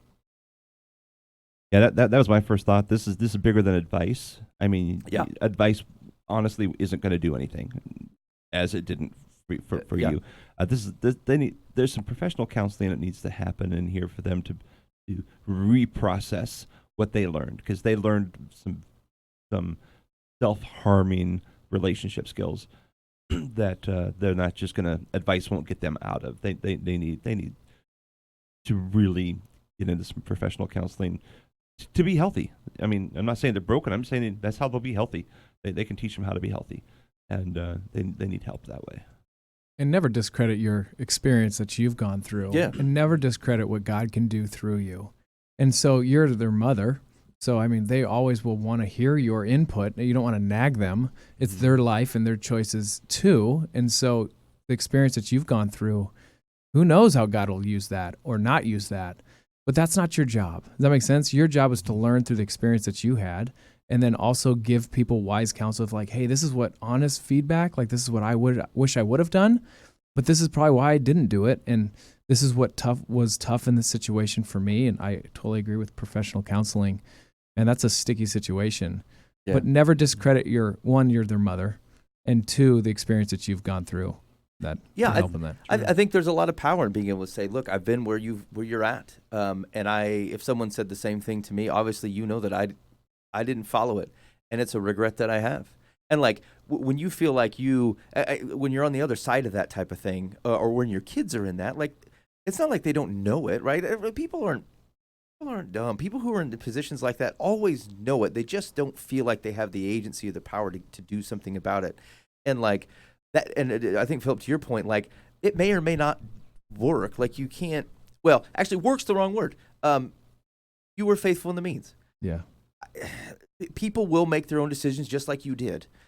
You can hope that they will change. You can pray that that this will land. You can be faithful with the information you have in your experience. But like ultimately, the hard part about engaging with someone is being okay, or at least knowing that there's a limit, that like you can't walk their path for them. Your words aren't going to make their way into their legs, or into their mind, or into their mouth, and get them to say the thing that they should. Like, and so, am I okay saying, look, my limit is I can be faithful in what I have, the experience I have, and the words that I have.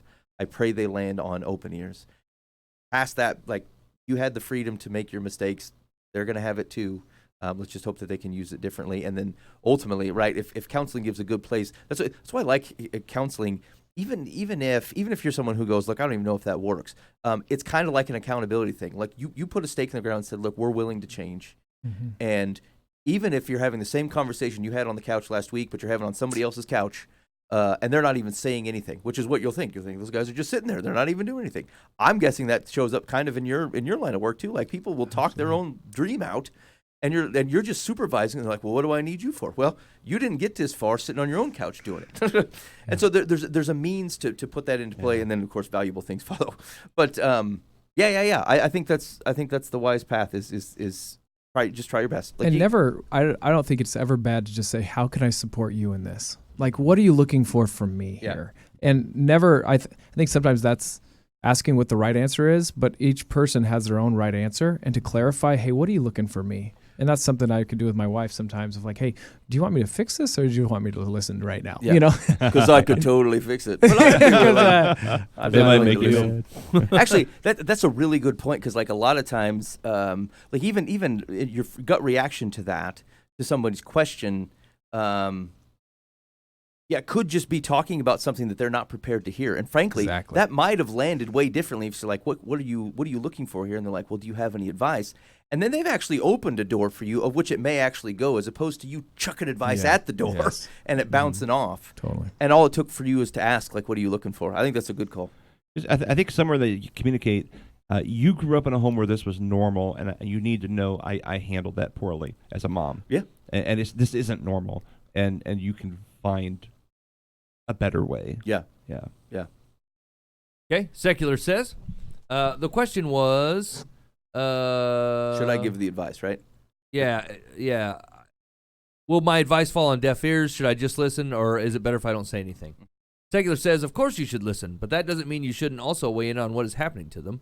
It could be very helpful if you point out to them what they witnessed while growing up was not normal, and explain what is acceptable behavior in an adult relationship. Dan's been cheating. Yeah. Nailed it. You nailed it. You might, wow. You might also apologize for not being stronger earlier on, and explaining that their father had eroded your self-esteem to such an extent that you were paralyzed. If their experiences mirror your own, point that out too, and offer them the number of the National Domestic Violence Hotline. If you do, it might not only open up their eyes, but also give them the escape they need.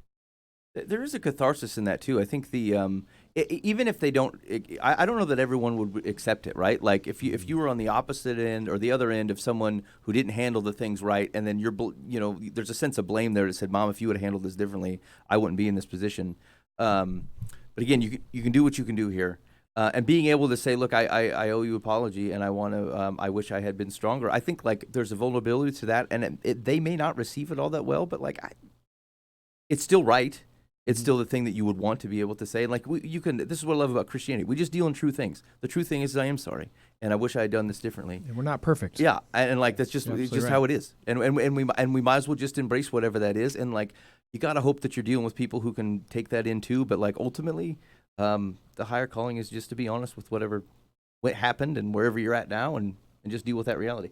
Yeah, and I think one of the hardest things with helping people in this way, especially when they're in the straits, is like you're going to want to give some advice, and then they're not going to follow it, and then you have to not take that personally, and then let it crack the relationship that you have with them, right? Like it's irritating, right? People are like, hey, I need some advice. What should I do? And you tell them, and then they do the complete opposite thing, and their life is in like shambles and ruins and ashes, and you're like, what the flying heck?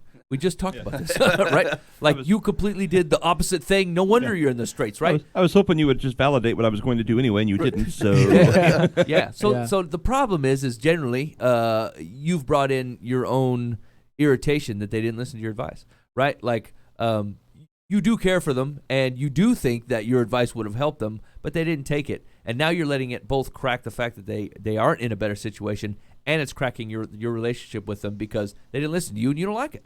Nobody likes to give advice and have it ignored. It's irritating. Boy, that's hard. Like it is like next level gold star humility to be able to give advice, have someone ignore it, have it not go well, and your first reaction not be they should have done what I said. Right. Like even if it's true, and just to say, boy, I'm really sorry. It's too bad that they're going through this. My heart hurts for them, and not have the fact that they didn't take your initial advice be a barrier of which they then also have to overcome in addition to their bad whatever they did earlier. I'm the second one. Yeah. Yep. I definitely struggle with this. Yeah. That's hard. I think that's legit difficult, right? Because like you recognize it's always difficult to say pain could have been avoided, and yet they jumped full arm in, and it almost feels like it's directed at you. Screw you, I'm going to do this anyway. Yeah, right. It wasn't that. It was basically screw me. I'm going to harm myself regardless. Right. And for that, the frame of mind you have to be in, and the destructive nature of how you look at the world that causes that.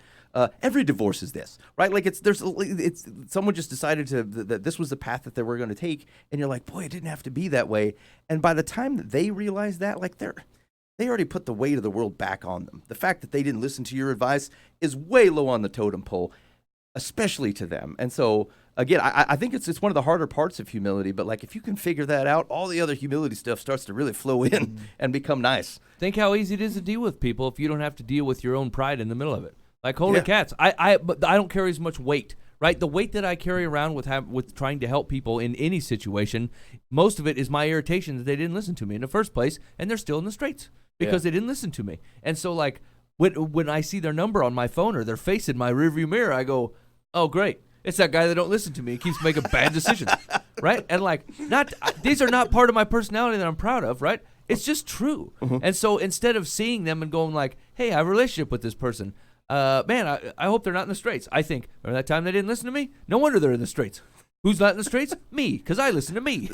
Right? So, like, it's terrible, but it's the truth. It's what I think, and right, it creates so much more of a burden in being able to help people. If you drag that into every situation where you're not struggling in the same way they're struggling, and you come at it from the pious way, look, I'm going to tell you how to do it, and if you don't do it, then you stink. You're the one that's bringing the weight into the relationship, and you're missing the opportunity to continue to have it. Right. It's the common church person's advice on someone who's got a meth problem. I mean, you don't have to have a meth problem to point people to good solutions. That's why Celebrate Recovery works. They don't care what your problem is. Right. However, like the thought is that like I came with this answer on the table, and this person who's got a meth problem didn't follow it the way I said it was going to, and now then they suck. Like. I mean, let's just be clear here that you have to recognize, one, fallible human, and two, it's not really about you. Like, whatever decision they're making or ignoring of you, it's not about you. They didn't go, I'm going to do this anyway just because that guy said not to. Screw Brian. Yeah. I'm going to take the meth. That's not what it is. That is not what it is. They're dealing with bigger things, and, like, it takes a real turd to make yourself the center of that problem. Exactly. And think how easily you do it. Hey, man, you ever considered not committing crimes? Well, like that was his only motivator in life is to go, well, Mike says to stop committing crimes. I'm going to commit crime. Yeah, screw you, Mike. Yeah, that's terrible. Okay, last one. We got time for one more. Yeah, one more. Dear Life from the Path, my siblings and I have always enjoyed spending quality time together, and every 8 to 10 weeks or so we get together for a, quote, siblings day. There's no set schedule or particular date. One of us will call with the others and say, hey, man, I need some siblings time. There are 5 of us, all over 60. Oh, boy. Ooh. Yeah, it's a blue hair kind of deal. Okay, I'm ready. They meet at the Perkins. And they wait for hours because the Perkins is terrible. Sometimes we meet at one of our homes and play board games or cards or dance in the living room and enjoy the laughter that comes with it. It's a time we just enjoy being family. Okay. Our brother's lady friend, a very nice person, has arrived, uninvited, the last 3 times we have gotten together. Talk about a party pooper. We have explained, as graciously as we know how, that these times are very important to us. Our brother has asked her to please allow us this time for family, but she just laughs and says it's silly for grown people to be so needy of each other. She has 6 siblings who live close by and with whom she keeps in good contact. We all love each other and are aware that life is truly short and that we are very lucky to still have this close bond when so many families do not. Holy cow, did you buy a soapbox before you wrote this letter? Can you suggest what we can do to make her understand what this time together means to us and that she is the ultimate uninvited guest? I've got so many questions. Yeah, Oh, boy. man. Right? Okay. So did I hear this right, that it's the lady friend of one of the siblings? Yeah. One of the brothers. Mm. 5 brothers. And this gal, the last 3 times, she has showed up uninvited. Hold on. This was the classic line to me. It says, we have explained as graciously as we know that these times are very important to us.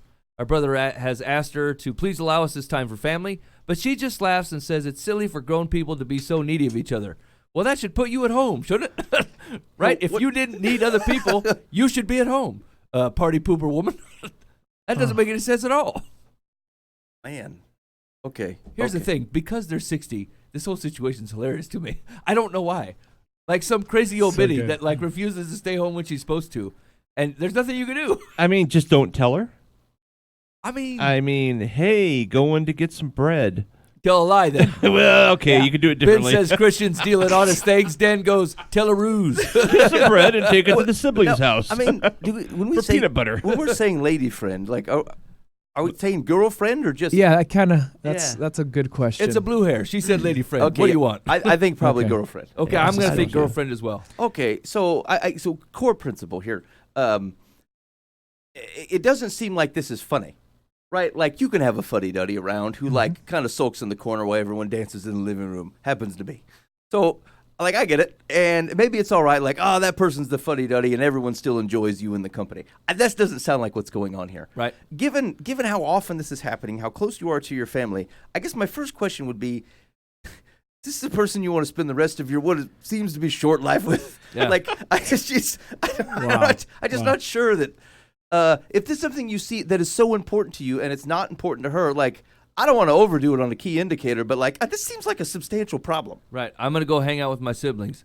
I'm going to come too. No, you're not going to come. Yes, I am. Yeah. Oh. And I'm going to come and I'm going to make fun of you the whole time and say your sibling time is not valuable. Like that seems pretty hard, like Seems- a pretty, yeah. kind of a deal breaker here. Seems like someone you shouldn't be with. but- Yeah. Like what?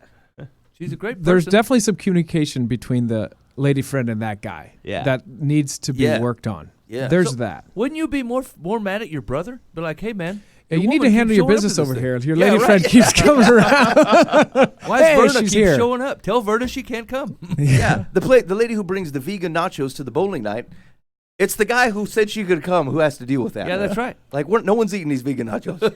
It's not even cheese. It sounds like they're pretty close though too. So if they're like, listen, hey, Virgil can come to these, but not these. Like, hey, let's have 2 a month or whatever.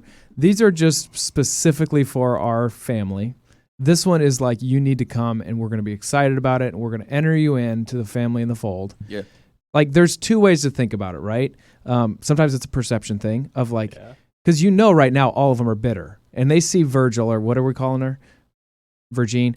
They see her and they all get bitter. You can just see this harboring, which little is jealousy maybe going on. or something there, yeah. right? And probably also this is hurting the relationship with the brother that keeps bringing Virgin Wait, in. doesn't it say though that I like Lady Nachos?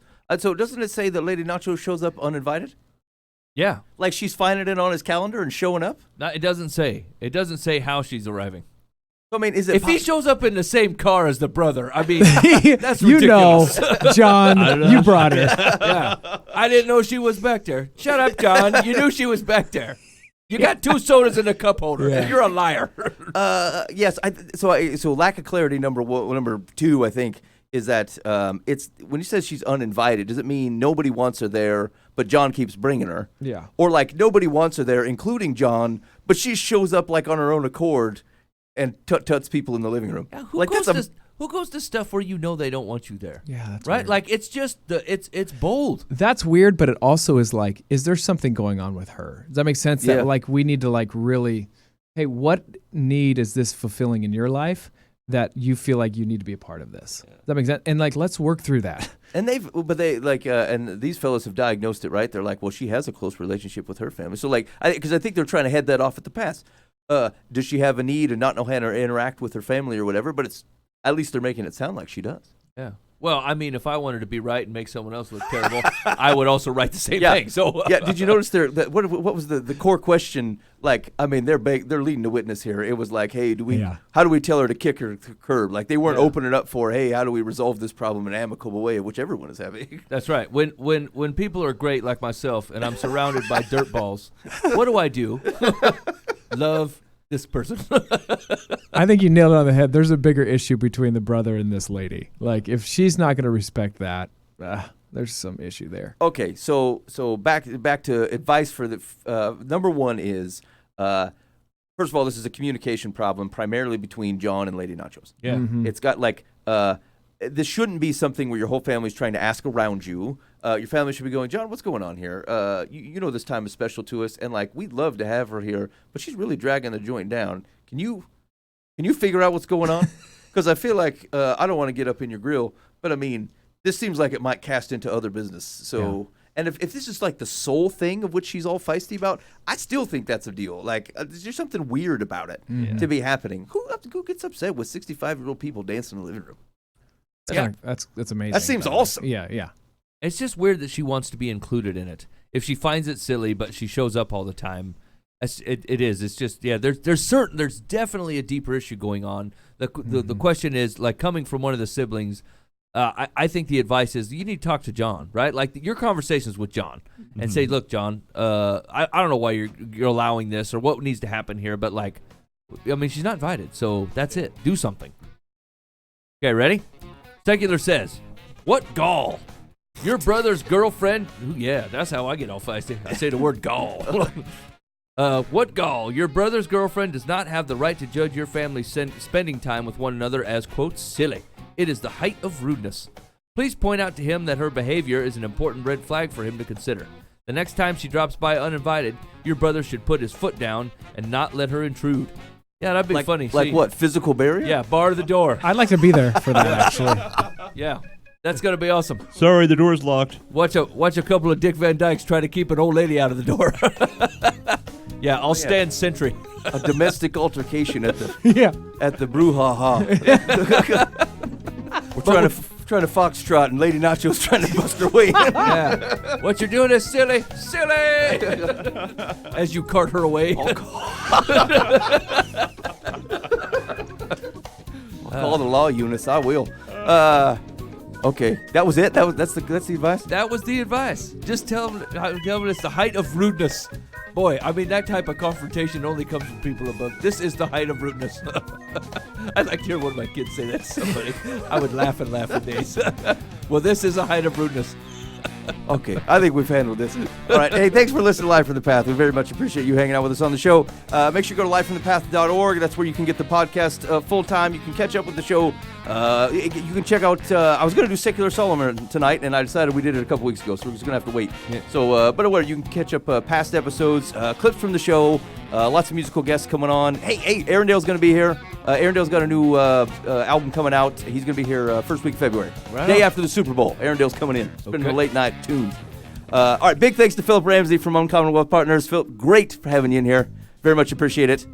Make sure you go to uncommonwealth.com and you can find you can sign up for their podcast. Dig on that. It's good stuff. It's good for your drive in and out, and also to get a hold of Phillip and let's put those dreams in action. And look for that book coming out this year. Yeah, man, that's going to be. In fact, maybe when it comes out, we'll have you all back on and we can talk through it. Would love it. Wow, that sounds great. All right, we will see you next week. In the meantime, be faithful in the means. God will handle the ends. You've been listening to Live from the Path.